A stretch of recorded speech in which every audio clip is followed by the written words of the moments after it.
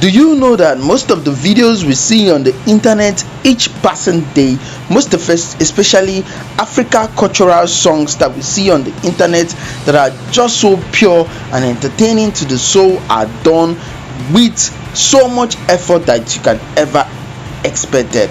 Anyway guys, welcome back to Lion Mark TV. Mark here with another exciting, delighting and much interesting video here on the channel. So this video particularly is about Kcee featuring Peruzzi, and the song is called Hold Me Tight. Now the making of this song is one of the greatest thing I've ever seen so far in the entertainment music industry, and that's why I decided to share with you the making of this song. Like, it's so amazing. Well, you'll be watching a 3-minute clip that is compiled of a live performance of an Ogene cultural praise guitar, like cultural praise instrument that you've never heard before. Anyway, if you're new to the channel, don't forget to subscribe, turn on post notification, share a comment in the comment section. Sometimes when you listen to some of this Ogene music, give accolades or give shout out to these guys who play this instrument and entertain us back to back. Anyway guys, without wasting much of your time, enjoy the video. Don't forget to subscribe.